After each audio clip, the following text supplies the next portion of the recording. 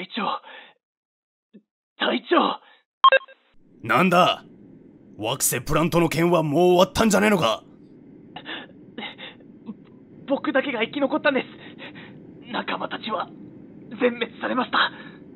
全滅だと？どうしてこうなったんだ？ツフル人の待ち伏せか？いや、違います。たった一人の戦士だったんです。一人の戦士だと？サイヤ人だって。サイヤ人？惑星サラダに住んでいた猿野郎のことか。お前らエリート部隊が一人のサイヤ人に負けるとは。あのサイヤ人は特殊です。変身ができるんです。変身？スカウターの記録を送ります。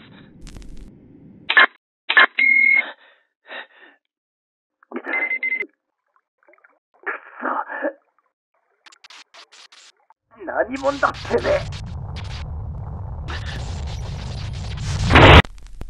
俺は誰かって？ここで物事を変えたいと思うただのサイヤ人さ。サイヤ人の中にそんな戦士がいるとは聞いたことねえぞ。情けない。とにかく撤退しろ。俺が千鳥様に報告する。このままでは返さないだろう。わかりました。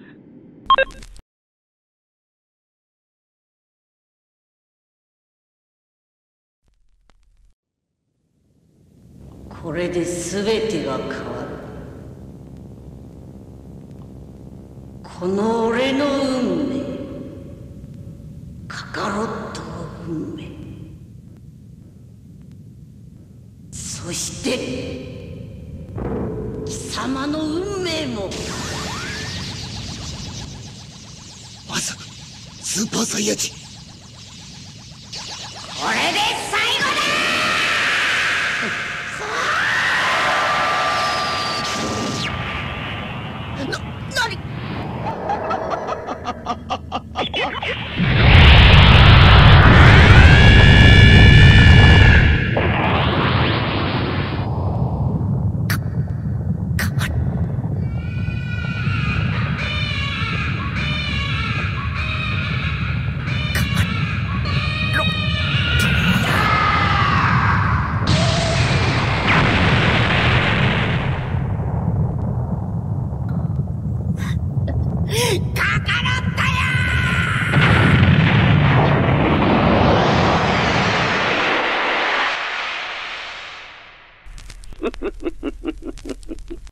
所詮スーパーサイヤ人なんてただのくだらん伝説に過ぎなかったんだ。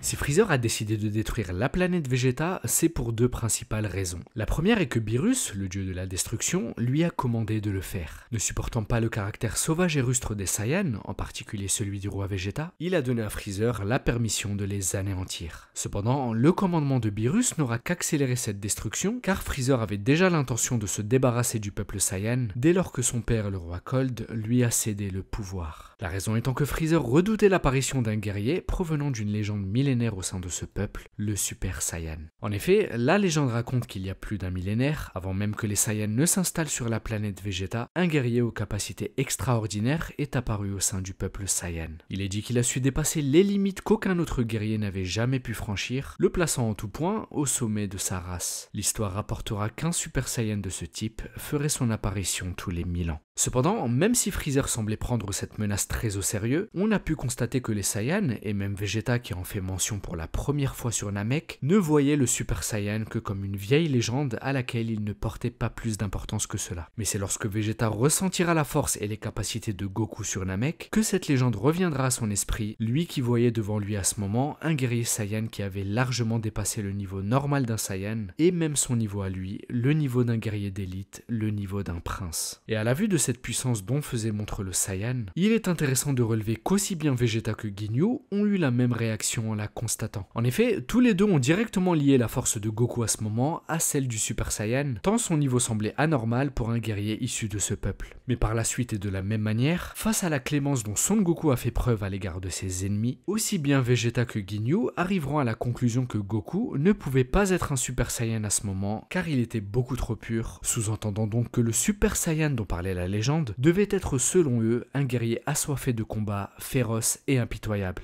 どうやら貴様は完全なスーパーサイヤ人にはなりきれなかったようだな。 Mais malgré leur dire, la fin de cet arc détrompera ces derniers et donnera raison à leur premier pressentiment. C'est en effet après un combat de haute intensité face au tyran Freezer qui a fini par tuer son plus fidèle allié Krillin que Son Goku entrera dans une colère profonde qui fera renaître pour la première fois depuis plus de 1000 ans le Super Saiyan, ce guerrier légendaire.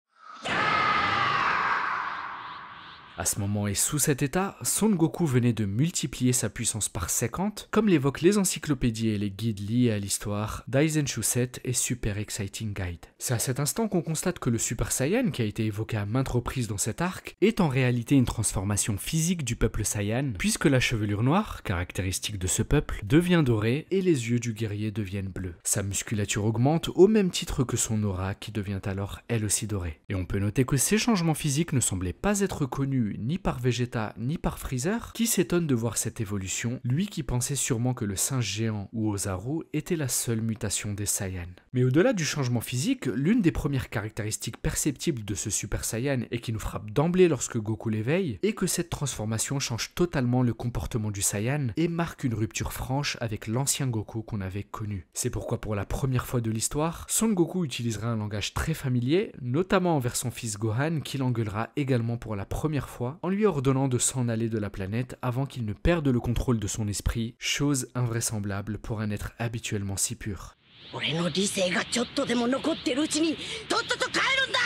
Et si ce changement de comportement s'opère avec son propre fils, celui-ci s'exprimera d'autant plus face à celui qui a éveillé cet état, Freezer. Jusqu'alors, Son Goku n'avait jamais exprimé l'envie de mettre un terme à la vie de son ennemi, au contraire, il a toujours souhaité épargner son opposant. De Piccolo à Vegeta, en passant par l'ensemble des membres du Commando Ginyu, dont il avait regretté la mort, tous avaient bénéficié de la miséricorde de Goku.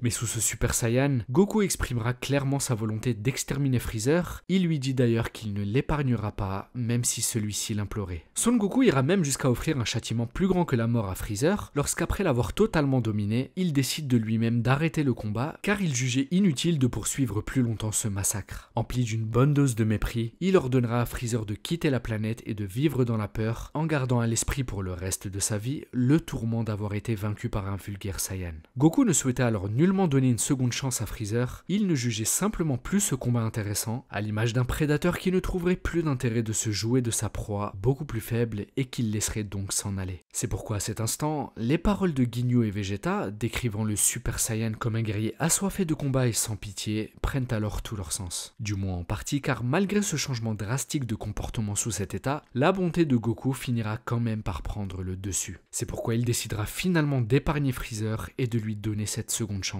Et même lorsque ce dernier essaya de retourner l'énergie que le Saiyan lui a léguée contre lui, obligeant Son Goku à riposter pour le mettre définitivement hors d'état de nuire, on constatera tout de même que l'expression de Goku illustre une certaine amertume devant cette conclusion, lui qui au final ne semblait pas vouloir mettre fin à la vie de cet ennemi qui lui a fait dépasser ses limites. Et cette bonté de Goku qui s'exprimait à la fin de ce combat est loin d'être opposée au comportement d'un Super Saiyan, puisque les récents éléments de l'histoire laissent à penser que la pureté, l'empathie et la bonté sont, contrairement à ce que la légende le laissait croire, inhérents au comportement de ce guerrier légendaire. Nous reviendrons plus tard sur ce point.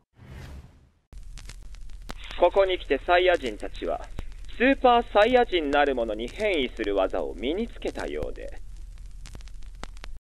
Après l'arc Namek et l'arrivée de Trunks, la légende d'un Super Saiyan apparaissant une fois par millénaire est rapidement révisée, puisque durant cet arc, ce n'est pas moins de 3 nouveaux Super Saiyans qui feront leur apparition, Trunks, Vegeta et même le jeune Gohan. Mais la démocratisation du Super Saiyan auprès de ces guerriers nous permettra d'en apprendre plus sur cette transformation. Dans l'univers de Dragon Ball, chaque être vivant possède de l'énergie et celle-ci est la base de toute chose dans la science du combat. C'est grâce à son développement et à son contrôle que la valeur d'un guerrier se fera ressentir. Avoir conscience de son énergie est la première étape qui va ensuite permettre au guerrier de la manier et de lui donner vie au travers de techniques comme la danse de l'air qui permet par exemple à l'utilisateur de voler et même, à partir d'un certain niveau de maîtrise, de libérer cette énergie au travers d'une onde de choc destructrice. Mais on peut également noter que l'énergie peut s'exprimer d'autres manières. Par exemple, plus son énergie sera grande et plus le guerrier aura une grande force physique et sera résistant face aux guerriers qui ont une puissance moindre par rapport à la sienne. Dans Dragon Ball, l'énergie des guerriers est nommée de différentes manières. Les Saiyans ainsi que l'armée de Freezer qualifiaient par exemple l'énergie de force de combat ou Sentoryoku et la mesuraient à l'aide de leurs scouters. Sur Terre, Goku et les guerriers Z quant à eux ont démontré avoir acquis une compréhension plus poussée de l'énergie qu'ils nommaient Ki. En effet, les guerriers Z parvenaient à ressentir la force énergétique d'un opposant sans dépendre d'un dispositif. En plus de cela, ils ont montré qu'ils pouvaient à leur gré dissimuler totalement leur force ou au contraire l'augmenter drastiquement au moment d'une attaque, ce qui a plusieurs fois trompé l'adversaire qui sous-estimait leur force réelle. C'est pourquoi après son passage sur Terre, Vegeta sera tellement surpris par cette compétence qu'il s'entraînera à la développer à son tour durant son passage sur Namek. Au fil de l'intrigue, on apprendra également que le Ki peut être lié à une personne. C'est d'ailleurs grâce à cette empreinte énergétique que les guerriers Z ont compris que Freezer était en chemin pour la Terre, rien qu'en sentant son énergie. En revanche, et c'est là que c'est intéressant, la transformation de Trunks en Super Saiyan nous apprend qu'en plus de l'empreinte énergétique propre à chaque individu, le Super Saiyan, indépendamment du guerrier qui l'éveille, a sa propre empreinte puisque lorsqu'il ressent l'énergie dégagée par cette transformation, Son Gohan dira que l'énergie dégagée à ce moment par Trunks est la même que celle qu'avait dégagée son père sur Namek.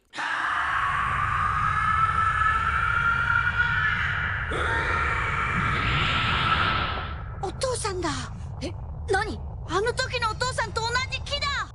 Ce faisant, on peut arriver à la conclusion que tous les Super Saiyans dégagent une énergie similaire, ce qui, d'une certaine manière, crée une sorte de lien énergétique entre eux, et la suite de l'histoire montrera que ce lien n'est pas si dénué d'importance, nous aurons l'occasion d'y revenir. Mais si la transformation de Trunks nous en a appris un peu plus sur le type d'énergie dégagée par les Super Saiyans, elle ne nous dit absolument pas comment ce guerrier légendaire, que l'on pensait si rare, s'est autant démocratisé. Surtout que plus tard dans l'histoire, la descendance de Goku et Vegeta vient encore plus briser le mythe, puisque c'est de manière presque innée que le jeune Trunks du présent et Son Goten, respectivement 9 et 8 ans et sans réelle formation martiale, dévoileront également cette transformation. Pourquoi autant de Super Saiyans sont récemment apparus alors que cette transformation avait disparu de l'histoire depuis plus de 1000 ans? C'est ce à quoi nous allons essayer de répondre en analysant les conditions d'éveil du Super Saiyan.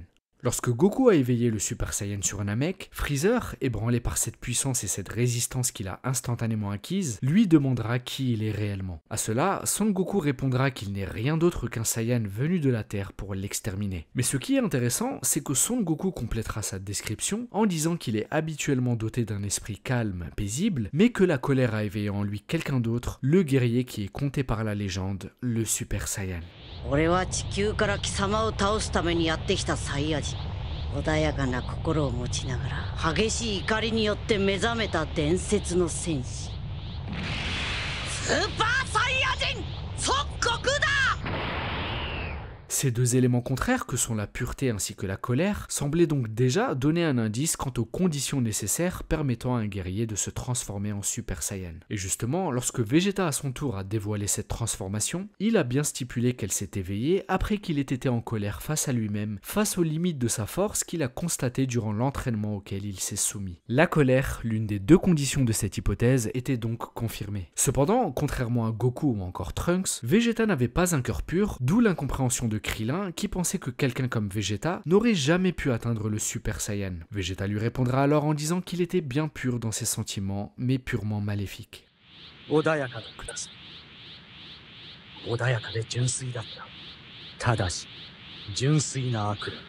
Mais même si Vegeta semblait si sûr de sa vision de la pureté pour expliquer sa transformation, ce dernier se trompait en partie, car cette pureté maléfique, comme il l'appelle, n'aurait jamais pu lui permettre d'atteindre le Super Saiyan. Au contraire, ce sont un certain nombre d'autres paramètres qui le lui ont permis.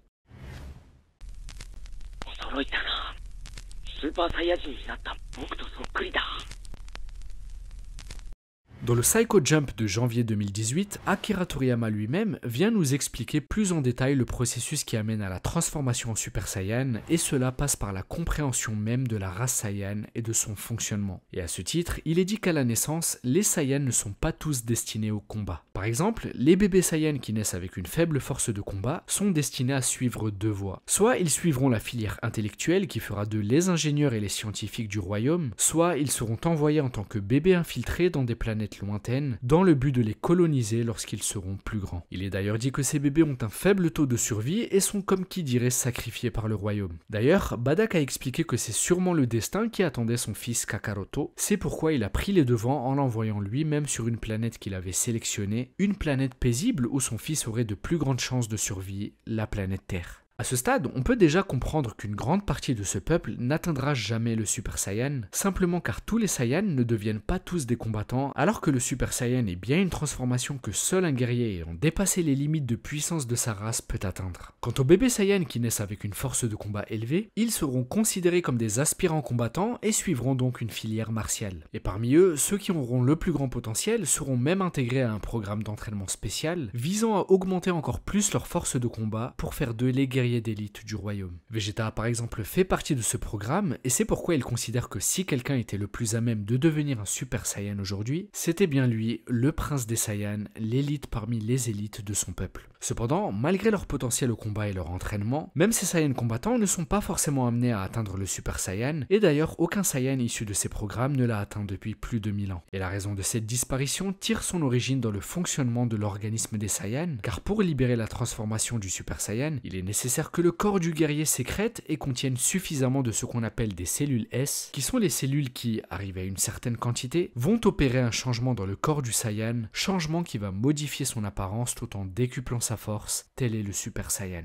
On peut noter que tous les Saiyans disposent de ces cellules S, cependant, il est dit que la plupart d'entre eux n'en ont pas en quantité suffisante. Et cette carence en cellules S est due à la nature même des Saiyans, car pour augmenter ce taux dans son corps, un Saiyan doit avoir un esprit calme et apaisé, en d'autres termes, il doit avoir un cœur pur. Et les Saiyans étant pour la très grande majorité des êtres cruels et sanguinaires, qui ont fait du vol, de la destruction et de la colonisation de planètes leurs principales activités, le nombre moyen de cellules S chez les guerriers était généralement très bas, et c'est pourquoi au fil du temps, aucun Super Saiyan n'est plus jamais apparu, faisant de cette transformation une simple légende. Et donc à l'inverse, cette explication nous permet facilement de comprendre pourquoi Son Goku a pu être le premier guerrier Saiyan à avoir atteint cette transformation depuis plus d'un millénaire, simplement car le choc qu'il a subi à la tête en arrivant sur Terre a changé son comportement, le rendant plus calme et apaisé, ce qui lui a permis d'évoluer d'une façon différente de ses congénères, en un Saiyan pur et altruiste qui a donc pu rassembler dans son corps une très grande quantité de ses cellules S au fil du temps. Mais quand bien même, avoir seulement un cœur pur ne permet pas d'atteindre la quantité de cellules S suffisante pour se transformer en Super Saiyan, c'est pourquoi Goku ne l'a pas atteint plus jeune, lui qui a déjà été confronté à des situations similaires à celles qu'il a vécues sur Namek. Goku qui, plus jeune, avait déjà vu Krillin se faire tuer injustement sous ses yeux, sans qu'aucune transformation ne se soit produite. La raison étant que pour atteindre cette quantité suffisante de cellules S, la dernière condition est de disposer d'une grande force de combat, force que Goku a pu atteindre définitivement suite à l'intense entraînement gravitationnel qu'il a réalisé seul sur son trajet vers Namek, un entraînement qui lui a permis d'acquérir une puissance ayant largement dépassé les limites Saiyan, comme l'avait souligné Vegeta qui a été à ce moment totalement surpassé par Goku, qu'il avait pourtant dominé sur Terre il y a de cela quelques semaines. Et c'est seulement à ce moment précis, lorsque les cellules S créées par la pureté du Saiyan s'ajoutent aux cellules S sécrétées par sa grande force de combat, que la colère va agir en tant qu'élément déclencheur pour permettre au Saiyan de générer en un court instant une quantité faramineuse de cellules S supplémentaires, un pic qui représente la dernière partie qu'il manquait pour éveiller le Super Saiyan.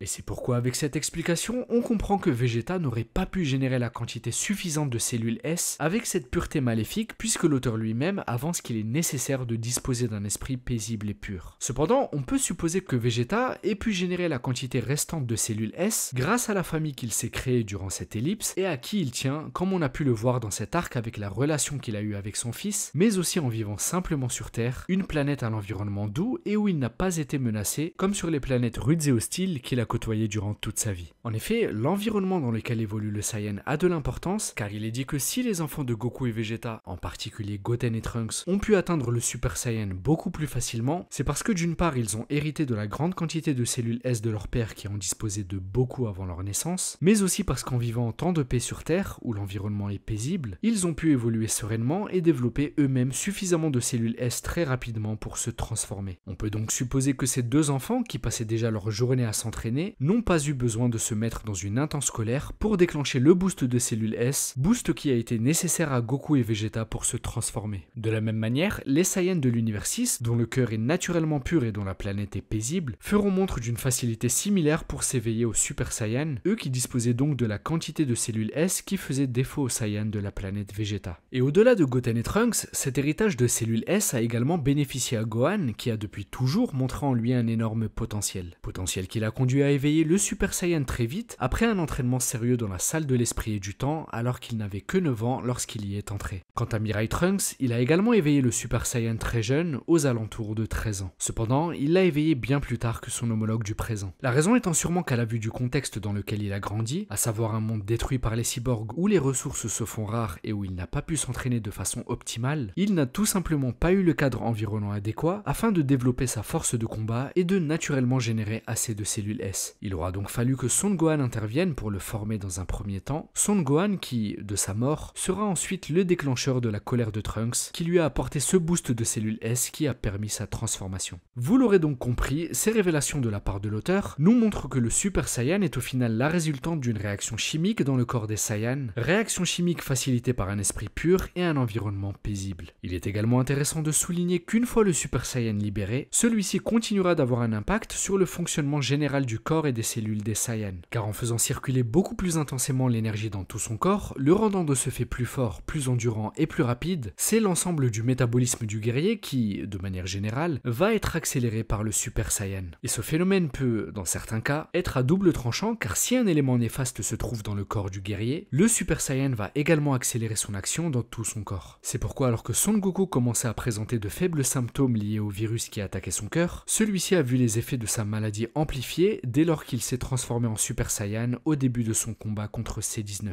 Le Super Saiyan, en boostant son métabolisme, venait tout bonnement d'accélérer les effets du virus dans le corps de Son Goku, ce qui l'a rapidement conduit à être terrassé par la maladie. De la même manière, ce phénomène a pu être observé lors du tournoi entre l'univers 6 et 7, où le Super Saiyan a accéléré le poison de Lavender dans le corps de Gohan. L'effet du Super Saiyan ne laissait à ce moment à Gohan que peu de temps pour mettre un terme au combat, et c'est ce qu'ont remarqué Whis et Son Goku. Cependant, même à ce moment de l'histoire, les Saiyans n'avaient absolument pas connaissance de ces cellules, ni de la réaction chimique qui se passait dans leur corps au moment de leur transformation. Mais quand bien même, cela ne les a pas empêchés d'éveiller le Super Saiyan et même, très rapidement, de nourrir l'ambition démesurée qui était de le surpasser.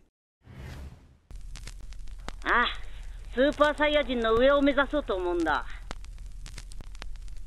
En plus d'avoir démocratisé le Super Saiyan, l'arc cyborg cassera définitivement le mythe autour de cette transformation, le Super Saiyan ayant trouvé un adversaire plus puissant que lui, les cyborgs du Dr Gero. Face à ce constat, le désir de le surpasser a rapidement gagné l'esprit des Saiyans, eux qui commençaient déjà à pressentir ce qu'il y avait au-delà de cette transformation. Pour éveiller cette forme, la première génération de Super Saiyan a soumis son corps à des conditions extrêmes. Mais pour prétendre au stade au-dessus du Super Saiyan, les guerriers devaient trouver un moyen d'aller encore plus loin et dans un temps très réduit. Et ce sera finalement Son Goku qui apportera la solution et proposera aux Saiyans de s'entraîner dans la salle de l'esprit et du temps. Cette salle spéciale menant vers une dimension parallèle où l'environnement hostile permettra aux Saiyans de s'entraîner intensément et de préparer leur corps à supporter le dépassement de leurs limites. Une gravité 10 fois plus élevée que sur Terre, un climat rugueux en perpétuel changement, une pression atmosphérique pesante rendant la respiration plus difficile, c'est dans cette salle que Vegeta, Trunks, Goku et Gohan passeront une année entière en vue de surpasser le Super Saiyan. La première chose qu'on peut relever à ce stade est que cette salle ne semble pas plus contraignante pour le corps que ce qu'ont pu vivre Goku ou encore Vegeta par le passé. En revanche, cette salle, de par ses règles et sa nature austère qui impacteront les guerriers sur la durée, mettra assurément leur mental à rude épreuve. Les premiers à s'y être entraînés seront Vegeta et Trunks, qui ont opté pour une approche approche axée sur le développement de leur force physique et de leur force énergétique brute. Et à leur sortie, force est de constater que l'objectif premier de cet entraînement est franchi, puisque sous les yeux de Cell, Vegeta dévoilera une nouvelle forme du Super Saiyan nommée Super Saiyajin Dai Nidankai ou Super Saiyan 1 de stade 2. Par rapport au simple Super Saiyan, sous cette forme, les cheveux deviennent plus raides et le volume musculaire augmente. Concrètement, ce stade force le Super Saiyan à libérer beaucoup plus de puissance. L'augmentation de la musculature à ce niveau ne bride pas du tout la vitesse, au contraire, le Super Saiyan Dai Nidankai est beaucoup plus rapide et sous sa forme semi-parfaite, Cell en fera les frais puisqu'aussi bien Vegeta que Trunks auraient pu en finir avec lui. Mais sûr de sa force, lui qui a été le premier à dépasser le Super Saiyan, Vegeta courra cependant à sa perte en laissant Cell, malgré les avertissements de Trunks, atteindre sa deuxième forme, dite parfaite, qui parviendra finalement à venir à bout de sa puissance. Mais la fierté du prince des Saiyans aura eu le mérite d'entraîner l'apparition d'un stade encore au-dessus du Super Saiyan, le stade 3, nommé Super Saiyan Dai Sandankai.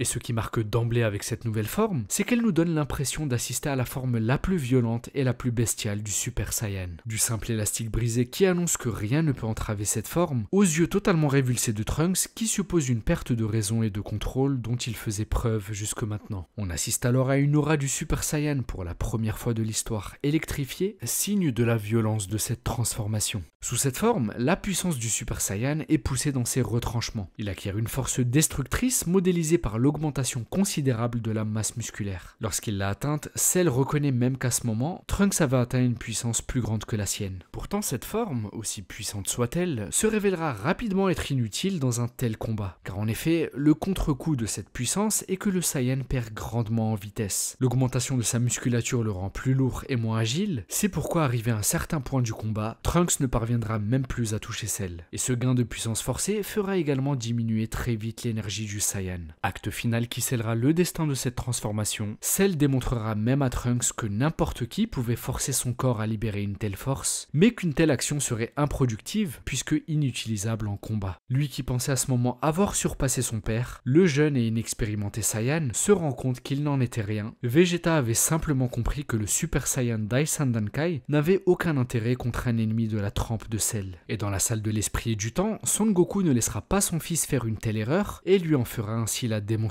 Devant un Gohan qui montrait le même niveau d'espoir que Trunks face à cette forme, Son Goku lui expliquera son inefficacité et arrivera à la même conclusion que celle développée par Cell. Mais alors que Vegeta et Trunks, alors défaits, n'ont pas pu aller plus loin que ce troisième stade, Son Goku sera celui qui trouvera la solution pour maximiser l'efficacité du Super Saiyan en atteignant le quatrième et dernier stade du Super Saiyan 1, le Super Saiyan Full Power. あれはスーパーサイヤ人か。いや、雰囲気が少し違う。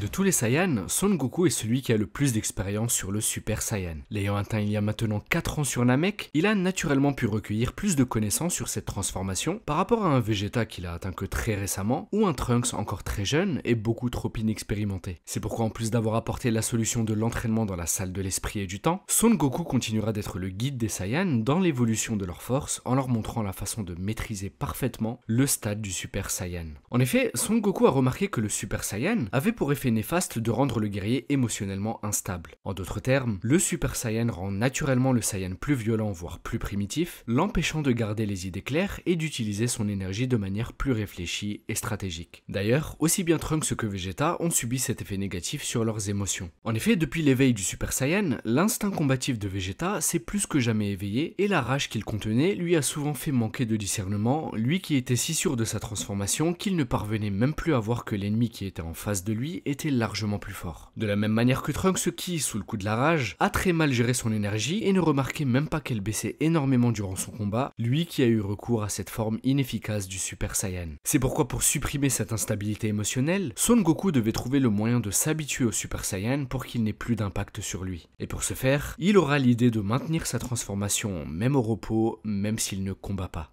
Et grâce à ce procédé qui leur a permis de s'habituer à cet état, son état émotionnel ainsi que celui de Gohan était devenu le même que lorsqu'il n'était pas transformé, ce que n'ont pas manqué de remarquer les autres guerriers. Sous ce Super Saiyan, les cris de colère ont laissé place au rire, l'instabilité a laissé place au calme, en bref, le Saiyan est totalement maître de son esprit. Et en plus de son esprit, il gagne en maîtrise de son corps puisque maintenir le Super Saiyan continuellement a permis à Goku et Gohan de réduire considérablement la quantité d'énergie qu'il est normalement nécessaire de déployer pour se transformer. Le Super Saiyan étant une transformation difficile à supporter pour le corps, le maintenir continuellement a permis de rendre les Saiyans plus endurants, ils deviennent alors capables de libérer de ce fait beaucoup plus d'énergie. Et c'est pourquoi à la manière d'un Goku sous son état normal qui stabilisait sa force et l'augmentait de manière stratégique seulement lorsqu'il en avait besoin, le Super Saiyan Full Power lui a permis de gérer son énergie de la même manière, ce qui lui a permis de rivaliser avec Cell et de réduire grandement son énergie, alors même que Trunks et Vegeta n'avaient pas pu l'inquiéter. Mais même si Goku venait de réaliser une prestation remarquable contre Cell, il savait avant même son combat qu'il ne serait pas de taille face à lui. Ayant les idées très claires à la fin de son entraînement, il avait pu jauger d'un simple coup d'œil la force de Cell qui était tout simplement plus grande que la sienne. Constat qui avait été confirmé par Maître Karin avant le tournoi. Mais même en sachant cela, Goku a appréhendé ce combat très sereinement, au point de décider d'y mettre un terme et même de donner un Senzu à Cell, ce qui rétablira complètement son énergie. Et alors que tous les guerriers, y compris Cell, restaient désemparés face à ce choix d'envoyer son fils au combat à sa place, Son Goku était sûr de lui simplement car il avait vu, dans cette salle spéciale, une force que personne d'autre n'avait jamais vue ni soupçonnée, une force qui cette fois dépassait réellement le Super Saiyan.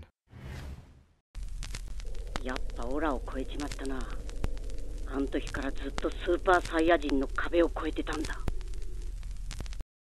Dépasser le Super Saiyan, telle était la volonté de Vegeta, Trunks et Goku à l'entame de cet arc. Et même s'ils disposent d'une expérience au combat qui est différente, il faut dire que ces trois guerriers aguerris, qui avaient atteint et maîtrisé le Super Saiyan depuis des années, semblaient sûrement être ceux qui avaient le plus de chances de réaliser cette prouesse si tant est qu'elle soit possible. C'est pourquoi personne n'aurait imaginé que celui qui y parviendrait serait un jeune guerrier que personne n'attendait et qui allait être le premier à dépasser la force du Super Saiyan 1 maîtrisé, devenant à ce moment, après un excès de tristesse et de rage qui a libéré une énergie qui semblait sommeiller en lui, le guerrier le plus puissant de l'histoire, le Super Saiyan 2 Son Gohan.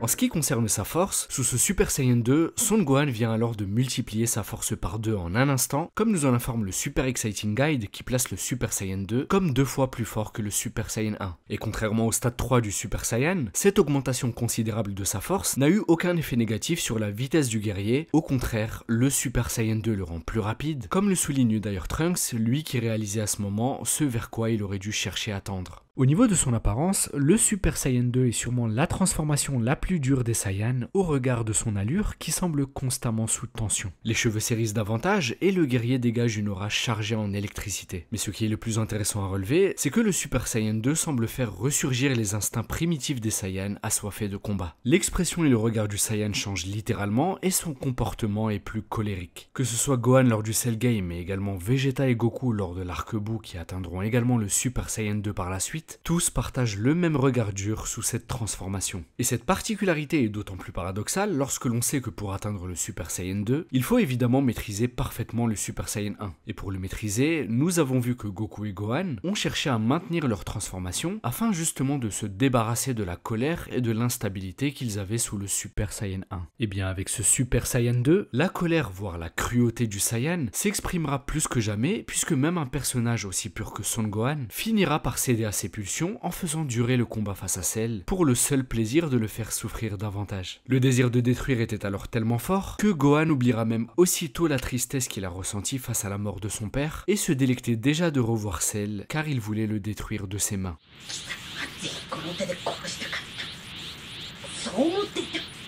Pour atteindre le Super Saiyan 2, plusieurs méthodes semblent fonctionner. Son Gohan par exemple a atteint le Super Saiyan 2 après avoir ressenti une intense colère en lui qui a en quelque sorte débloqué son potentiel, un peu comme la colère qui avait été le déclencheur chez tous les Saiyans du Super Saiyan 1. Cependant, la colère ne semble pas être la condition sine qua non pour libérer le Super Saiyan 2. En effet, Son Goku avait déjà ressenti le Super Saiyan 2 en Gohan dans la salle de l'esprit et du temps, ce qui veut dire que Gohan avait déjà brièvement émis cette puissance, ce qui a convaincu Goku de son potentiel. La colère aura donc simplement servi de déclencheur pour Gohan. En revanche, il est très peu probable de se dire que Goku, qui a également atteint le Super Saiyan 2, soit passé par une colère similaire à celle de Gohan. Goku l'a atteint dans l'autre monde, plus précisément au paradis, un lieu de paix et d'harmonie, où il est invraisemblable de ressentir la haine ou la colère. C'est pourquoi on peut déduire que le Super Saiyan 2 est au final et sans doute une transformation qui peut être atteinte en remplissant deux conditions. La première est évidemment de maîtriser le Super Saiyan 1, donc d'atteindre le stade Full Power. Et une fois ce stade atteint, poursuivre intensément son entraînement tant sur le plan mental que sur le plan physique permettra au bout d'un certain temps d'atteindre le Super Saiyan 2. Ainsi, alors que son passage dans la salle de l'esprit et du temps a permis à Gohan d'entrevoir le Super Saiyan 2 grâce à son potentiel, ce sera dans l'autre monde que Goku se soumettra à un tel entraînement, sûrement supervisé par Maître Kaiô. D'ailleurs, Vegeta semble confirmer cette théorie, lui qui avant d'affronter Goku, lui demande de lui montrer le résultat de son entraînement dans l'autre monde. En d'autres termes, il voulait à ce moment voir si Goku avait pu atteindre une force qui dépassait celle de Gohan lors du Cell Game. Et concernant Vegeta, on peut tout à fait supposer qu'il ait atteint le niveau du Super Saiyan 2 de cette manière, et ce avant même d'être possédé par Babidi, car plusieurs éléments de l'histoire tendent à le confirmer. Premièrement, Vegeta savait comment maîtriser parfaitement le stade Full Power du Super Saiyan 1. En effet, après un simple coup d'œil, l'ingénieux prince des Saiyans a vite compris en analysant Goku et Gohan que maintenir le Super Saiyan pour s'habituer à cette forme était une brillante idée pour se débarrasser des effets négatifs du Super Saiyan, pour ainsi mieux utiliser son énergie et gagner en puissance. Cependant, sa fierté l'avait sûrement poussé dans un premier temps à rechercher un autre moyen que celui de Goku, puisqu'après son second passage dans la salle de l'esprit et à l'entame du Cell Game, on a pu voir un Vegeta qui n'était pas transformé et qui semblait donc ne pas avoir opté pour cette méthode, ce qui ne lui a au final pas réussi. Mais à la fin du Cell Game, on peut supposer que Vegeta a clairement mis sa fierté au second plan, lui qui a été humilié au point de promettre de ne plus jamais combattre. Baisse de fierté qui a très bien pu le pousser à finalement opter pour la méthode de Goku par la suite. D'ailleurs, c'est dans cette continuité que 7 années plus tard, on verra un Vegeta plus calme, moins hargneux et fier que lors du Cell Game, un Vegeta qui, sous le Super Saiyan, semble s'être totalement débarrassé de son côté colérique et instable, un Vegeta également habitué à la vie de famille et à la vie terrestre. Vegeta avait donc tout le cadre en termes de connaissances et de moyens pour atteindre le Super Saiyan 2 bien avant la possession par Babidi. Cette supposition d'un Vegeta ayant atteint le Super Saiyan 2 par lui-même semble d'autant plus cohérente lorsque l'on met en lien plusieurs autres éléments de l'histoire. Au début de l'arc, on avait un Vegeta qui souhaitait affronter Gohan lors du Tenkaichi Budokai, ce qui peut être le témoin de son évolution car si Vegeta n'était toujours qu'un Super Saiyan 1 à ce moment, il ne l'aurait jamais défié. D'ailleurs, Vegeta déplorera même l'état physique de Gohan, montrant qu'il s'était laissé aller durant ces 7 années de paix. Il ne semblait à ce moment plus du tout envieux ou impressionné par Gohan. Au contraire, il l'a recadré, lui qui l'avait à ce moment peut-être déjà égalé, voire surpassé.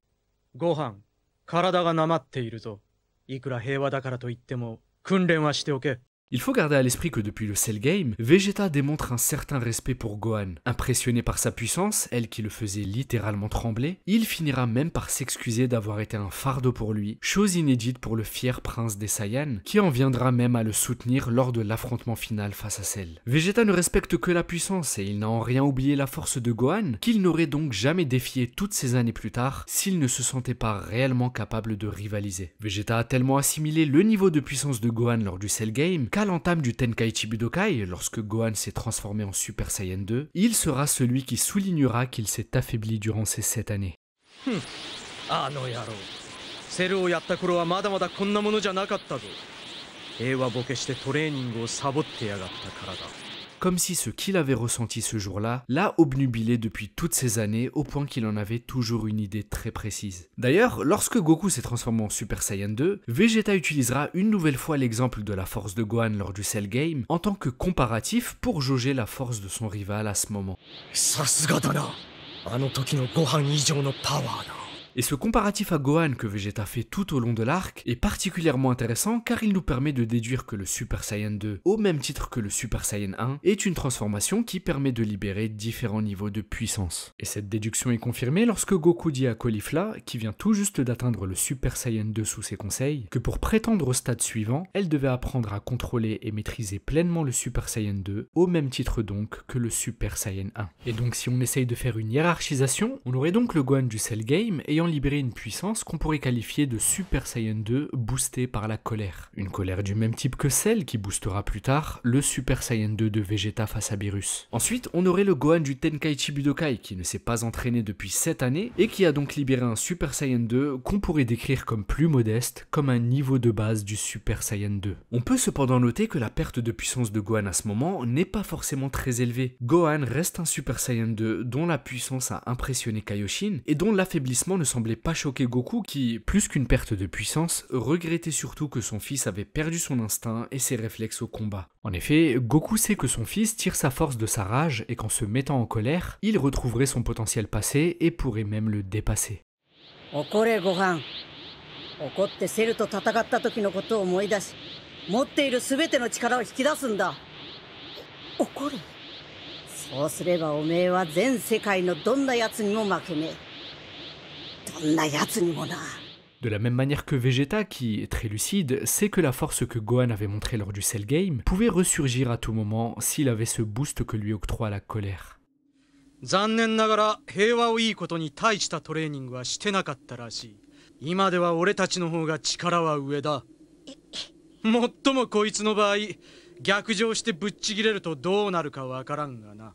Mais quand bien même à cet instant, on peut partir du postulat que la force de Gohan a légèrement baissé par rapport à la force qu'il a pu déployer lors du Cell Game alors même qu'il était blessé. Et enfin, le dernier niveau de maîtrise du Super Saiyan 2 serait celui de Son Goku, qui lui pourrait être considéré comme une sorte de Super Saiyan 2 full power, et dont Vegeta avait brièvement aperçu quelques signes lorsque Goku était venu à bout de Yakon. C'est pourquoi après ces 7 années, Vegeta devait donc sûrement avoir atteint un Super Saiyan 2 qui se situe entre le niveau de Gohan à l'entame du Tenkaichi Budokai et celui de Gohan lors du Cell Game qu'il a pris pour référence et qu'il souhaitait défier. Et c'est sûrement pourquoi après avoir vu la force cachée de Goku, qui aux yeux de Vegeta semblait beaucoup plus grande que celle de Gohan lors du Cell Game, et donc de ce fait plus grande que la sienne, que Vegeta décidera de se laisser envoûter par Babidi, simplement pour bénéficier du gain de puissance qui poussera son Super Saiyan 2 dans ses retranchements, ce qui lui a donc finalement permis de rivaliser avec le Super Saiyan 2 de Goku. Goku qui souhaitait mettre rapidement un terme au combat, mais qui réalisait à ce moment que son propre Super Saiyan 2 ne viendrait pas si facilement à bout de celui de Vegeta. Et l'analyse de Goku s'avérera correcte, puisque ne voulant à ce moment pas briser la fierté de Vegeta en dévoilant sa force cachée, il restera sous ce Super Saiyan 2 maîtrisé, mais ne parviendra donc pas à se départager de Vegeta à la suite d'un combat foudroyant sans réel vainqueur. Mais alors que Goku et Vegeta venaient de se rendre compte qu'une puissance allant au-delà de leur Super Saiyan 2 venait d'apparaître en la personne de Majin Buu, Son Gohan sera le premier à expérimenter une défaite totale sous cette transformation, qui a été largement surclassée par la menace et qui l'a laissé pour mort. Et après que le prince des Saiyans, qui souhaitait racheter ses péchés passés en l'affrontant seul, a été totalement surpassé au point de jouer le tout pour le tout au cours d'une ultime attaque sacrificielle qui l'a emporté, l'espoir de voir une nouvelle fois les Saiyans et leur force comme rempart face à la menace semblait bel et bien disparu. Mais ce ne seront pas les 7 années de vie sur une terre paisible, ni les méthodes d'entraînement éprouvées, ni même le talent inné ou encore le pacte avec le malin qui auront permis aux Saiyans de dépasser une nouvelle fois les limites de leur espèce. Cette prouesse sera le fait d'un Saiyan qui parvenait toujours à déceler les secrets du Super Saiyan. この木はまさか地球にいる父さん。いや違う。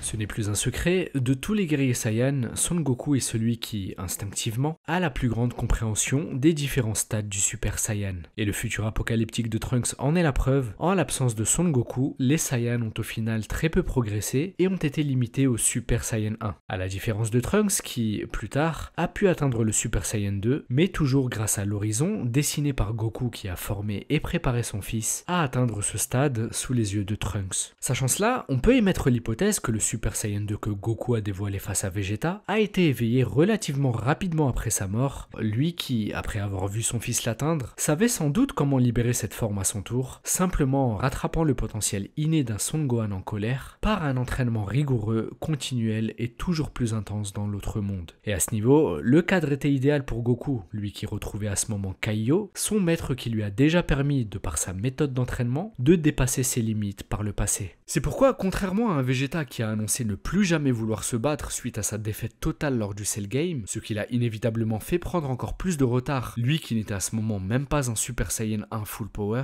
Son Goku était déjà sûrement en train de se demander si les Saiyans pouvaient aller plus loin que ce Super Saiyan 2. Et force est de constater qu'une nouvelle fois, il montrera que c'était possible. Lui qui avait avancé à avoir déployé le maximum de sa force face à Vegeta, montrera lors d'un événement suivi par tous les habitants de la Terre et même par certains habitants de l'autre monde, qu'il cachait encore une force insoupçonnée, une force ayant surpassé la transformation qui avait elle-même déjà surpassé le Super Saiyan, le Super Saiyan 3.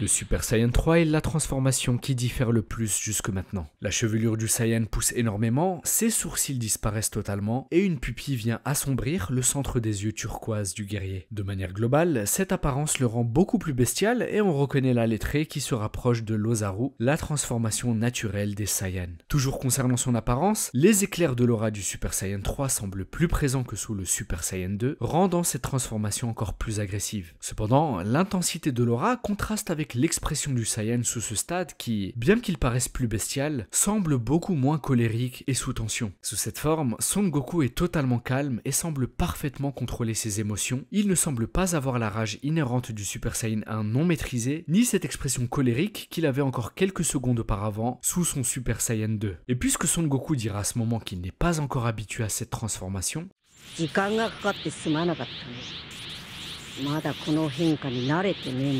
on peut déduire que ce calme et ce contrôle ne sont pas dus à une maîtrise de la transformation, mais simplement au fait que le Super Saiyan 3 ne provoque naturellement pas cette colère, contrairement aux précédentes transformations. Concernant sa force, sous le Super Saiyan 3, Son Goku vient de multiplier sa puissance par 4 par rapport au Super Saiyan 2. C'est pourquoi à ce moment, on peut conclure que sous le Super Saiyan 3, Son Goku libérerait 400 fois plus de puissance que sous sa forme normale. L'énergie libérée par le Super Saiyan 3 est tellement dense qu'elle parvient même à impacter l'environnement. À l'image de Goku qui a fait trembler la Terre entière tout en influant sur l'atmosphère, ou encore d'un Gotenks qui est parvenu sous le Super Saiyan 3 à avoir une puissance qui lui a permis de fractionner la dimension et même l'espace-temps. La force du Super Saiyan 3 était si grande qu'elle fut ressentie jusqu'aux confins de l'univers, au Kaioshinkai. À cet instant, il était difficile de croire pour son groupe d'alliés que le guerrier qu'ils observaient à l'action et dont ils ressentaient la force était bel et bien Son Goku. Il n'avait alors plus seulement dépassé les limites des Saiyans, mais s'approchait tout bonnement de la limite des êtres vivants dans leur ensemble. Plus puissante, plus rapide, plus résistante et visuellement plus effrayante, cette transformation a des allures de transformation finale qu'un Saiyan pouvait envisager. Mais acquérir cette immense force n'est pas sans conséquences, et c'est pourquoi le Super Saiyan 3 semble également être la transformation la plus instable des Super Saiyans. En effet, la contrepartie quant à son utilisation est son intense consommation énergétique. Si on prend par exemple le cas de Gotenks, qui est un peu spécial puisqu'il est un guerrier issu d'une fusion de deux autres, la consommation énergétique du Super Saiyan 3 a principalement résulté en un raccourcissement considérable de son temps de fusion. C'est pourquoi, sans s'en apercevoir, l'intense utilisation de cette transformation l'a totalement vidé, ce qui a poussé Goten et Trunks à défusionner prématurément, court-circuitant en quelque sorte la technique du peuple métamol, une technique qui n'était pas paramétrée pour une telle consommation énergétique. Mais pour le cas de Son Goku, qui est donc le seul guerrier à avoir atteint naturellement cette transformation, cet effet secondaire a été plus problématique. En effet, après avoir libéré le Super Saiyan 3 face à Majin Buu, Son Goku a été surpris de son impact sur son corps et sur sa fatigue. Ayant atteint ce stade dans l'autre monde, avec un corps spirituel lui offrant une énergie disponible illimitée et un corps potentiellement infatigable, il a à ce moment subi l'entière charge du Super Saiyan 3, en ayant d'une part eu du mal à le libérer pour la première fois sur Terre, et d'autre part à le maintenir sur une longue période lors d'un combat. Le Super Saiyan 3 était d'ailleurs tellement énergivore que cette transformation a été la première de l'histoire à avoir totalement vidé l'énergie de son utilisateur, puisque lors de son combat face à la forme originelle de Majin Buu, Son Goku, en voulant concentrer son énergie en une attaque qui, selon lui, pouvait venir à bout de Majin Buu, a vu l'effet inverse se produire dans son corps. Son énergie a graduellement commencé à se vider pour au final totalement se dissiper sans qu'il ne puisse l'empêcher. C'est pourquoi au final, on peut dire que le Super Saiyan 3 est une transformation très intéressante pour les Saiyans, à la vue de la puissance destructrice qu'elle octroie, mais qu'elle doit être privilégiée pour des combats courts et foudroyants, et non pas pour des combats destinés à durer dans le temps. Et d'ailleurs, lors du tournoi du pouvoir, Son Goku utilisera le Super Saiyan 3 de cette manière. Ainsi, lorsque Kale et Caulifla l'ont attaqué, il libérera le Super Saiyan 3 pour repousser leur force, ce qui les a impressionnés au passage, tout en repassant très rapidement au stade en dessous. Et pour expliquer cette utilisation éphémère, Son Goku dira qu'il n'a actuellement pas assez d'endurance pour pleinement utiliser le Super Saiyan 3.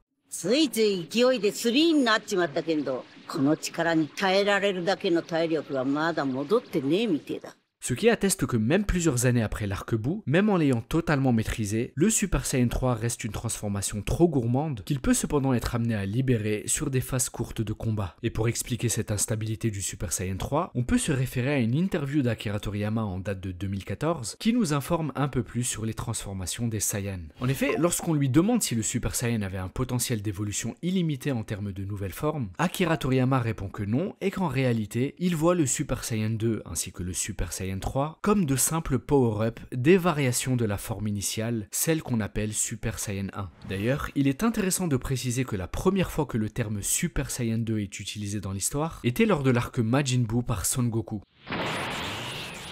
俺がスーパーサイヤ人をさらに超えたスーパーサイヤ人。まあ、スーパーサイヤ人2ってとこかな。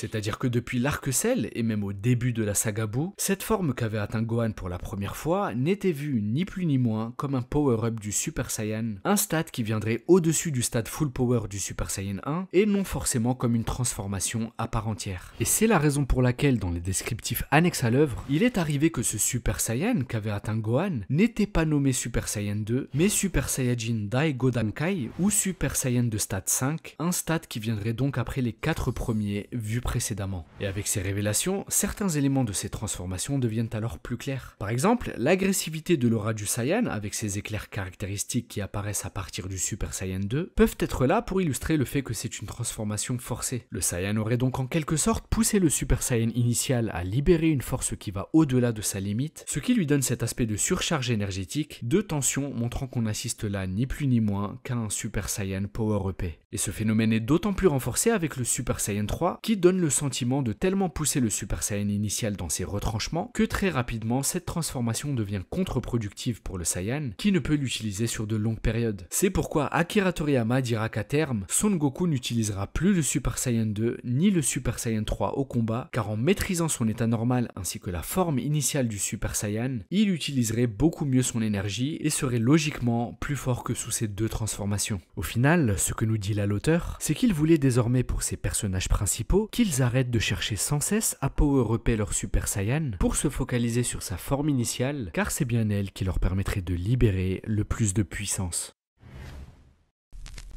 そのスーパーサイヤ人ゴッドっていう存在を知ってるかね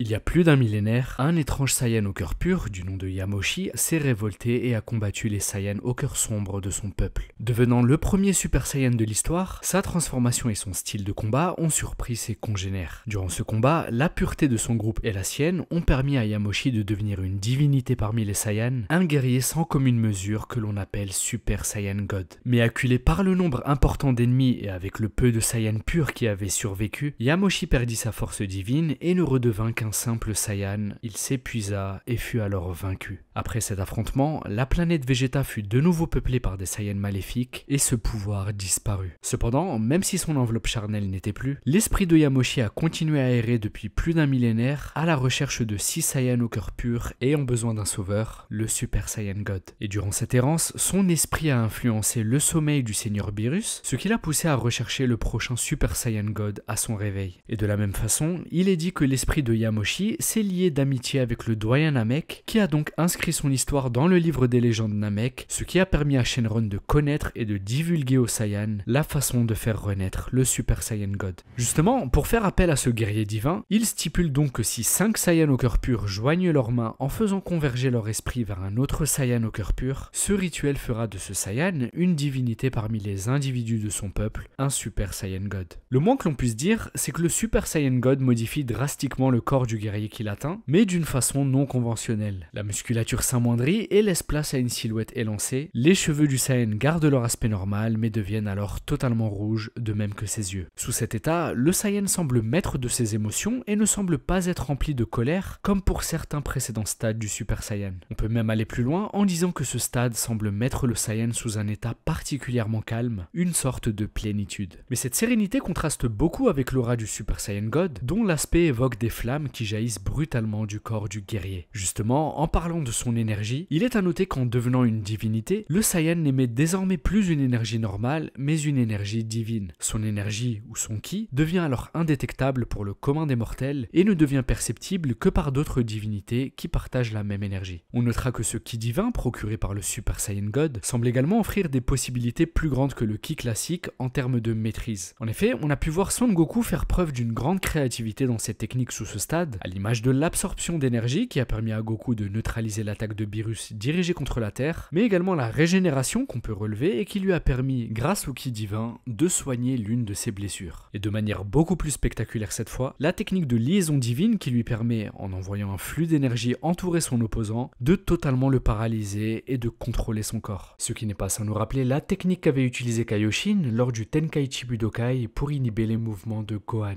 Toutefois, on pourra aussi noter que la maîtrise du ki divin n'est pas chose aisée, et même un guerrier aussi expérimenté que Son Goku finira par être totalement vidé de son énergie suite à sa première utilisation du Super Saiyan God, car il n'arrivait pas à bien gérer ce ki si particulier. En termes de puissance, cette forme divine va bien au-delà du Super Saiyan 3. Alors que le Seigneur Beerus était venu à bout de cette transformation de manière fracassante, ce Super Saiyan God non maîtrisé permit à Goku de rivaliser contre la divinité de la destruction qui dit avoir utilisé 70% de sa force. Mais aussi forte soit-elle, la particularité de cette forme n'est pas la puissance qu'elle octroie, mais plutôt le nouvel horizon que le statut divin offre aux Saiyans dans la suite de leur évolution, eux qui semblaient avoir atteint les limites du Super Saiyan puisque plusieurs années après l'arc-bout, aucune évolution notable n'avait pu être constatée suite au Super Saiyan 3 de Goku. Au départ, et contrairement aux autres transformations, le Super Saiyan God n'a pas été une transformation provoquée par un entraînement, mais par un rituel. C'est d'ailleurs pour cette raison qu'on a pu voir un Goku, pour la première fois, ne pas maîtriser sa force, car il n'était tout simplement pas habitué à ce rapide gain de puissance dû à ce nouveau corps et à ce ki divin. Mais même si le rituel a été nécessaire pour familiariser les Saiyans à cette forme qui leur était possible, le stade du Super Saiyan God peut également être atteint sans y passer, mais par un entraînement très spécifique. En effet, à la fin de son combat face à Beerus, Vegeta a rejeté la proposition de Son Goku de faire de lui le deuxième Super Saiyan God, sous-entendu par le rituel Saiyan. Le fier prince dira tout bonnement à Goku qu'il ne souhaite pas l'atteindre de cette façon, mais préfère le faire de par ses propres moyens. Super Saiyajin Godのパワーを次はおめえに2番目とやらにしかなれないパワーなどいらん。自分の力だけで強くなってみせる。スーパーサイヤ人ゴッドもお前も食える。 Et cette scène est intéressante puisqu'on a là un Vegeta qui pense pouvoir atteindre seul cette transformation qu'il a particulièrement pris le temps d'analyser, et un Goku qui ne semble pas le contredire. Comme si à ce moment, les deux Saiyans avaient déjà une vague idée de la façon d'éveiller ces formes divines par leurs propres moyens, des moyens plus méritocratiques. Et comme le confirmera Goku plus tard dans l'histoire lorsqu'il l'utilisera, Vegeta est bien parvenu à atteindre le Super Saiyan God sans passer par le rituel.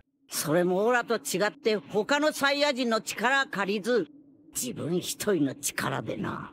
Et au-delà d'un entraînement rude pour préparer son corps, cette prouesse a été possible grâce à l'assimilation du ki divin dont il a pu s'imprégner assez longtemps sur la planète de Beerus et Whis. Vegeta a donc tout bonnement appris de lui-même à convertir son ki en ki divin, et avec la puissance qu'il a acquise, il a réussi à éveiller le Super Saiyan God. C'est pourquoi à ce jour et dans toute l'histoire du peuple Saiyan, Vegeta aura été le seul guerrier connu à avoir libéré cette forme divine sans passer par le rituel Saiyan dont ont bénéficié le mystérieux Yamoshi et Son Goku. Mais Vegeta n'aura pas été le seul à progresser durant cet entraînement car de la même manière que lui, Goku y acquérera la faculté de maîtriser le ki divin et d'utiliser le Super Saiyan God au gré de sa volonté. Goku qui avait déjà montré des prémices de cette assimilation à la fin de son combat contre Beerus.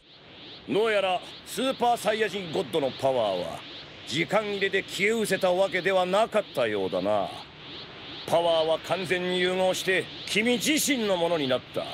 Il est important de noter que sous le Super Saiyan God, le guerrier n'est pas transformé en Super Saiyan à proprement parler. C'est juste que, sous sa forme normale, le Saiyan change d'état, il passe d'un simple mortel utilisant du Ki à un mortel utilisant un Ki divin, le Ki des divinités. Et puisque cette nouvelle force et ce statut le rendent supérieur en tout point au reste de son peuple, le terme super, qui étymologiquement veut dire au-dessus, est alors associé au nom de sa race, c'est un Super Saiyan divin. Mais ce guerrier divin, qui est donc sous sa forme normale, peut également libérer le Super Saiyan, la transformation de la légende des Saiyans mortels, s'il a préalablement appris à le faire. Et lorsque ce phénomène mêlant ces deux transformations s'opère, on assiste donc à un Super Saiyan divin, alors transformé en Super Saiyan.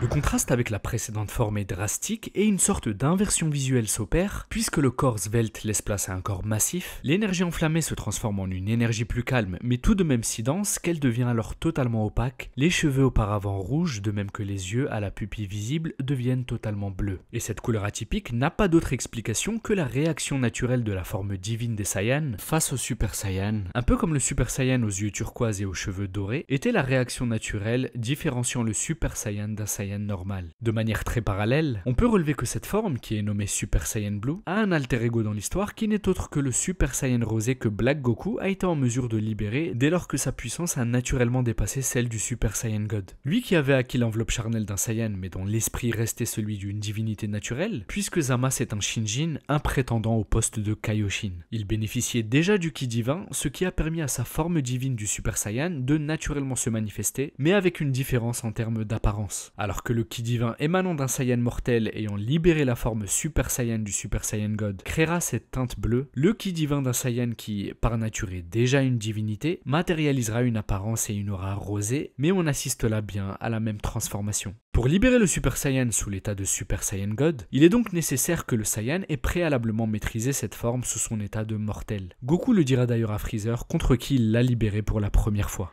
ややこしくて説明しにくいけど、スーパーサイヤ人ゴッドのパワーを持ったサイヤ人のスーパーサイヤ人なんだ。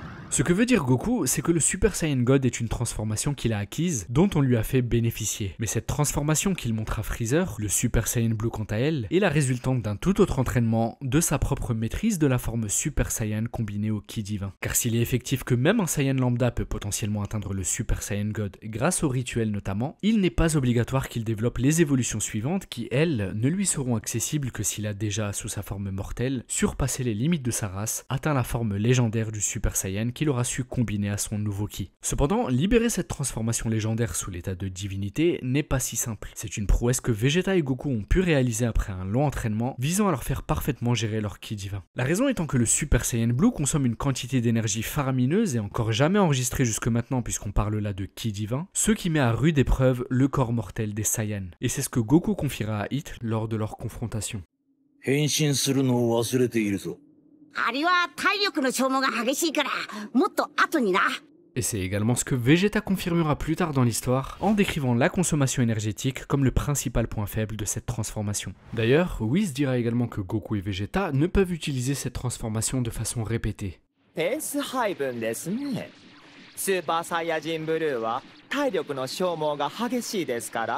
Et c'est ce qui les a longtemps poussés à s'économiser à chaque fois qu'ils en avaient recours. C'est pour cette raison que Vegeta se fera battre par Hit lors du tournoi interunivers, car à ce moment, il est dit qu'il n'avait utilisé qu'un dixième de la puissance du Super Saiyan Blue pour préserver son endurance et l'utiliser plus longtemps. Et c'est cette économie de Vegeta qui lui coûtera la victoire. Et c'est pourquoi par la suite, Goku et Vegeta s'efforceront d'y trouver une solution pour rendre cette forme viable sur le long terme. Ainsi, Vegeta essaiera par exemple de pallier à ce défaut en utilisant le Super Saiyan God, qui consomme moins d'énergie pour ne se transformer en Super Saiyan Blue que lors d'un très court instant, juste au moment de son attaque pour bénéficier de sa puissance et mieux gérer son endurance. Mais quand bien même, cette tactique ne remplace pas une transformation totale en Super Saiyan Blue qui, en plus de rendre le Saiyan beaucoup plus fort que sous le stade de Super Saiyan God, le rend logiquement plus résistant, plus rapide et lui permet tout simplement d'exprimer son style de combat sur tous les axes. Mais les deux Saiyans finiront lors de l'arc qui les opposait à Zamasu et Black par régler définitivement ce problème et utiliser le plein potentiel du Super Saiyan Blue en libérant sa forme maîtrisée, nommée Super Saiyan Blue Full Power, qui sur le principe est similaire à la forme Full Power du Super Saiyan 1 basique. De la même manière qu'à l'époque du Cell Game, les Saiyans ont préféré miser sur une meilleure gestion de leur forme, plutôt que sur la recherche d'encore plus de puissance au travers d'une nouvelle. Le Super Saiyan Blue Full Power reprend donc ce principe. Sur le papier, cette forme ne diffère donc pas du tout du Super Saiyan Blue en termes de puissance, mais uniquement en termes de gestion et de consommation énergétique. Mais si le Super Saiyan 1 Full Power permettait à l'époque aux Saiyans d'utiliser leur énergie de manière beaucoup plus optimale, cette forme, comme tous les stades du Super Saiyan, provoquait une baisse d'énergie corrélée à l'endurance du Saiyan. L'énergie se consomme et arrivé à un certain stade du combat, Son Goku n'en avait plus, même sous cet état de Super Saiyan 1 Full Power. Puisque comme on a pu le constater lors du combat de Goku contre Cell, le Saiyan a au final rapidement vu son ki diminuer, notamment après avoir lancé son Kamehameha à pleine puissance. Lors de ce combat, on a davantage vu un Goku qui n'arrivait plus à maintenir son niveau d'endurance et de combat, plutôt qu'un Cell qui l'avait totalement surpassé. Goku n'avait pas subi d'énormes dégâts face à Cell, il était juste totalement vidé de son énergie, au point que les Cell Junior sont venus à bout de lui, alors qu'il était plus fort que Vegeta et Trunks qui n'ont pas été inquiétés par eux. Et c'est là toute la différence entre le fonctionnement du Super Saiyan Full Power et le fonctionnement du Super Saiyan Blue Full Power qui lui a réglé ce souci de baisse d'énergie. En effet, cette forme est un état sous lequel l'endurance énergétique du guerrier ne diminue plus, mais reste constamment à 100% de sa capacité. Et pour réaliser une telle chose, le Saiyan va tout bonnement créer une inversion dans le flux de son ki. En d'autres termes, au lieu de le laisser s'échapper à l'extérieur de son corps comme d'habitude pour les autres formes ou même pour les formes normales ou les techniques comme le Kaioken, il va le concentrer à l'intérieur de lui et le faire continuellement circuler en un flux qui ne s'estompera pas tant qu'il parvient à maintenir ce niveau de concentration. Le Saiyan parvient alors à faire de son ki une énergie renouvelable qui ne s'épuise pas, c'est pourquoi sous le Super Saiyan Blue Full Power, le Saiyan n'a pas d'aura autour de lui. La faculté de se battre continuellement avec 100% de son énergie et l'absence d'aura libérée, si nous devions trouver un comparatif au fonctionnement du Super Saiyan Blue Full Power, on pourrait dire qu'il est similaire au fonctionnement du corps et de l'énergie des cyborgs créés par le Dr Gero qui dispose d'une énergie théorique infinie. Néanmoins, la contrepartie est grande pour utiliser un tel pouvoir, car puisque le Saiyan doit constamment maintenir un flux stable pour maintenir cette quantité faramineuse d'énergie dans son corps, la moindre déconcentration provoquera une instabilité énergétique, la faisant s'échapper de manière incontrôlée de tous ses pores, ce qui peut conduire au final en l'implosion du corps du Saiyan et à sa mort s'il perd totalement le contrôle. Au final, et comme vous l'aurez compris, la forme divine du Super Saiyan a le même principe d'évolution que la forme normale, c'est-à-dire une base qui peut être améliorée par une meilleure gestion de l'énergie. On a pu également observer que le Super Saiyan Blue, au même titre que le Super Saiyan normal, pouvait évoluer par l'intermédiaire de power-up. C'est pourquoi lors du tournoi du pouvoir, on a pu assister à un Vegeta libérant un stade allant au-delà du Super Saiyan Blue et qui se nomme Super Saiyan Blue Shinka ou Super Saiyan Blue évolué. Sous cette forme, qui n'est pas sans nous rappeler Super Vegeta, alors transformé en Super Saiyan 1 de stade 2, sa musculature, son endurance et sa vitesse ont encore été renforcés et cet éveil propre à Vegeta confirme donc ce que nous énoncions précédemment. Mais la chose la plus importante à relever concernant le Super Saiyan Blue en général, c'est que c'est le stade qui a permis à nos deux Saiyans, Goku et Vegeta, de finalement prétendre au niveau de puissance des dieux de la destruction, ce qui leur donne donc officiellement un statut crédible à cette position. Position divine qui a d'ailleurs régulièrement été proposée ou évoquée devant les Saiyans.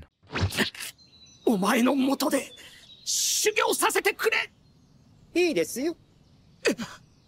あなたが破壊神になったらの話ですけどね。 Cette force et cette maîtrise du ki divin sous le Super Saiyan Blue Full Power a d'ailleurs même permis à Goku d'utiliser le Hakai, une technique que seuls les dieux de la destruction peuvent utiliser et qui leur permet de détruire toute chose, un objet, un corps et même une âme pour la faire disparaître dans le néant à jamais sans possibilité de retour. Ces transformations divines offrent donc de nouvelles perspectives aux Saiyans. Et d'ailleurs, lorsque Beerus demande à Goku ses premières impressions sous sa forme divine, Goku dit qu'il trouve cet état surprenant et que le ki divin lui faisait découvrir un monde différent. ゴッドが気に入らないか。ああ、こんな世界があったなんてよ。 Et Son Goku ne croyait pas si bien dire, puisque c'est bien ce ki divin qui, plus tard, lui permettra d'atteindre dans un premier temps les signes, mais très vite la forme maîtrisée du Migate no Gokui, ou Ultra Instinct, cet état d'éveil extrême que même les dieux de la destruction ne parviennent pas à libérer si facilement. Ki divin qui permettra à Vegeta de suivre un chemin d'évolution encore différent, bien que proche, avec sa forme Wagamama no Gokui ou Ultra Ego. Mais alors que Goku et Vegeta ont dû requérir à cette énergie divine pour casser leur plafond d'évolution, il existe une forme du Super Saiyan, inconnue, ou peut-être oublié, qui allait remettre en question tout ce par quoi ils sont passés. Un Super Saiyan bel et bien mortel, mais dont la puissance surpasse tous les stades qu'ils ont atteints jusque maintenant. なんだあのまがまがしい姿は。あれもスーパーサイヤ人だというのか。S'il y a bien un caractère qui définit le peuple Saiyan, dans ce qu'il est au plus profond de lui, c'est bien la sauvagerie. Et s'ils ont pu installer leur dynastie durant des millénaires jonchés de violence, c'est parce que la race Saiyan est une race guerrière, prédisposée au combat et possédant naturellement une grande force, à laquelle on rajoute cette capacité si spéciale de se transformer en singe géant ou Ozaru lorsqu'ils sont confrontés au rayonnement lunaire. Cette transformation offre ainsi et naturellement à tous les Saiyans, même ceux qui ne se prédestinent pas au combat, un avantage et une force de frappe sans précédent par rapport à d'autres peuples. Si l'on sort de l'histoire originale pour étudier les ressources annexes, on peut découvrir que l'un des Perfect Files de la série Dragon Ball GT émet la théorie voulant qu'à l'initiale, la forme originale des Saiyans était celle du singe géant, mais que dans leur processus d'évolution, ces singes géants auraient pris une forme humanoïde, tout en gardant leur queue comme dernier vestige, queue qui leur permet de retrouver leur forme et leur force originale lorsqu'ils en ont besoin. Ce peuple étant aujourd'hui quasiment éteint, on a pu constater que les Saiyans restants ont subi une nouvelle évolution puisqu'en devenant, sous leur forme humanoïde, plus forts et plus complets que sous leur forme de singe géant qui peut être contraignante à bien des égards, ceux-ci n'ont plus ressenti le besoin de garder leur queue et c'est sûrement pourquoi la nouvelle génération, contrairement aux précédentes, est même née sans cet attribut inhérent à leur race il n'y a de cela pas si longtemps encore. Son Gohan avait par exemple une queue, contrairement à son jeune frère Son Goten. Cependant, si les nouvelles générations ont connu la civilisation et ont pu évoluer dans un environnement paisible qui a réprimé leur sauvagerie, il existe un Saiyan qui lui a au contraire baigné dans un monde hostile, brutal et sauvage, loin de ses semblables et où la loi du plus fort régnait. Ce Saiyan répondait au nom de Broly. Yare Broly! Jalousé par le roi Vegeta qui découvre que la puissance naturelle de Broly allait bien au-delà de celle de son fils le prince, le jeune Saiyan se fera exiler sur la planète Vampa, une planète aux confins de l'univers, rocheuse et aride, hostile au développement de la vie. Alors que les autres Saiyans combattants s'entraînaient pour devenir plus forts et conquérir de nouvelles planètes, Broly lui ne se battait que pour survivre. Et c'est sûrement cet instinct de survie qui lui permettra de développer sa force, mais surtout d'évoluer différemment par rapport à ses congénères. Oublié par les Saiyans qui sont au final passés d'une race conquérante et nomade à une race sédentaire et commerçante, Broly quant à lui renouera avec l'instinct primitif et sauvage des Saiyans, ce qui lui permettra très tôt de dévoiler alors une première transformation inédite et encore jamais vue. Une transformation combinant sa forme humaine à la forme de l'Ozaru.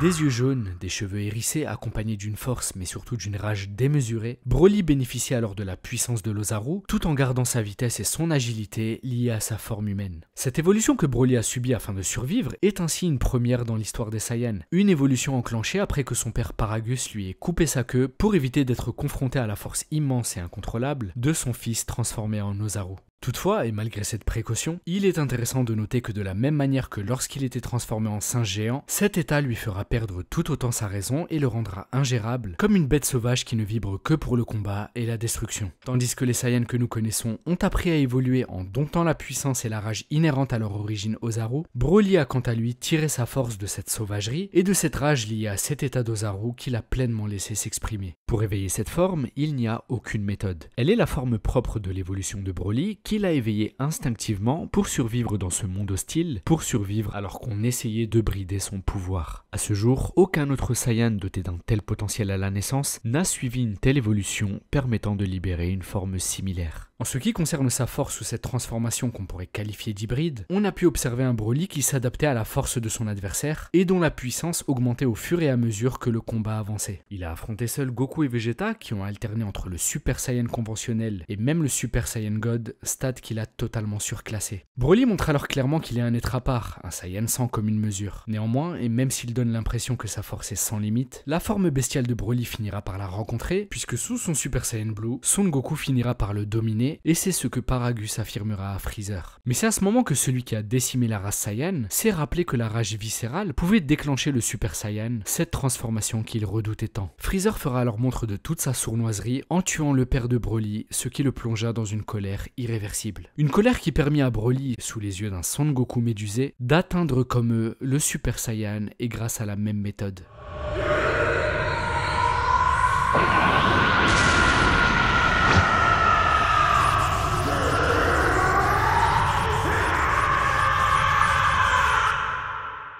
Il est bon de relever que Broly ne libère cet instinct sauvage que lorsqu'il combat, car en temps normal, il semble très étrangement être un Saiyan pur dont la force naturelle fait simplement perdre la raison. C'est pourquoi malgré l'environnement cataclysmique dans lequel il a évolué, cette pureté naturelle de Broly a dû créer en lui suffisamment de cellules S pour lui permettre de libérer son propre Super Saiyan dès lors qu'il ferait face à un déclencheur comme la mort de son père. Mais on notera cependant une différence physique puisque même s'il a bien cette chevelure dorée caractéristique de la transformation, les yeux de Broly sont entièrement révulsés, renforçant encore davantage son côté animal, primitif et plus que tout enragé lorsqu'il combat. Et avec ce Super Saiyan, Broly atteint un tout autre niveau. Les assauts des Super Saiyan Blue, ces transformations ayant pourtant le niveau des divinités, ne pourront plus rien face à lui et même la force de Gogeta, alors transformé en Super Saiyan, n'en viendra pas à bout puisqu'on voit là un Broly combattre à quasi force égale avec ce guerrier résultant de la fusion de Goku et Vegeta, bien qu'une légère domination de Gogeta se fera ressentir à un certain moment du combat. L'inscrivant définitivement comme un Saiyan unique, la puissance de Broly continuera cependant d'évoluer, Broly qui finira par libérer sa propre forme full power du Super Saiyan, un stade qui est désormais totalement divergent des autres Super Saiyan conventionnels puisque la réaction de cette transformation rend ses cheveux verts, couleur que prend également son aura. Broly devient plus massif, plus grand, il est tout bonnement métamorphosé. Kale, une autre Saiyan de l'univers 6, a éveillé une forme similaire à cette forme finale de Broly. Et il est intéressant de relever que lorsque Vegeta y a été confronté, il avait mis en garde Goku en lui demandant de faire attention, car cette forme était peut-être selon lui la véritable forme des Saiyans. もしかしたらあれは本来のサイヤ人そのものかもしれんのだぞ Et cette phrase renforce d'autant plus le mystère qui plane autour des transformations de ce peuple. Au départ, il n'y avait pas de doute. Le Super Saiyan dont parlait la légende ne pouvait être que ce guerrier colérique que Goku a éveillé sur Namek. Un guerrier qui, selon la légende, ne devait apparaître qu'une fois par millénaire. Cependant, très rapidement, on a vu que cette transformation a été largement maîtrisée par les Saiyans, qui l'ont désormais acquise en la transmettant même à la génération suivante. Plus récemment, c'est même le Super Saiyan God, cette forme divine, qui est venu chambouler cette légende, Super Saiyan God qui pourrait tout autant incarner ce guerrier légendaire, étant apparu il y a plus de 1000 ans et qui avait depuis disparu. Mais même cette forme a depuis été maîtrisée et répandue chez nos Saiyans. Mais c'est là que Broly fait son apparition dans l'histoire. Et si on en croit la description initiale qui était faite du Super Saiyan, on nous a dit qu'il s'agissait d'un guerrier Saiyan sanguinaire, dont la force sans pareil n'avait d'égal que sa cruauté et son amour pour le combat. Cette description était aussi bien connue de Vegeta que de Ginyu ou encore de Freezer. Et ces derniers, au final, n'avaient pas reconnu en Son Goku un guerrier qui répondait à cette description. Lui qui était certes devenu plus colérique, recherchant vengeance pour son meilleur ami tué, finira par épargner Freezer et était prêt à laisser ce combat sans le conclure. Son Goku qui ira même jusqu'à réprimer le caractère violent du Super Saiyan lors du Cell Game. Quant au Super Saiyan God, il est très différent du Super Saiyan initial dans la mesure où cet état n'est que pureté et est naturellement dépourvu de haine. La convergence des esprits de 6 Saiyans au cœur pur est nécessaire à son éveil, rien qui ne semble correspondre aux caractéristiques de ce légendaire Super Saiyan. Et c'est donc pourquoi, étrangement, cette transformation de Broly semble cocher toutes les cases. Un enfant venu au monde avec un talent et un potentiel inné qui le place déjà au-dessus des autres membres de sa race. Ce Saiyan qui est parvenu à concilier la forme Ozaru, origine des Saiyans, et sa forme humaine pour finir par se transformer en ce Super Saiyan muni de cheveux dorés, Super Saiyan qu'il parviendra à totalement s'approprier pour finir par libérer cette forme unique du Super Saiyan, adaptée à son incommensurable force. Une forme sous laquelle la pureté naturelle du Saiyan laisse place à son instinct sanguinaire qui n'est dicté que par l'appel du combat. Un Super Saiyan aux allures démoniaques que seul un Super Saiyan divin aura pu défier au cours d'un combat légendaire.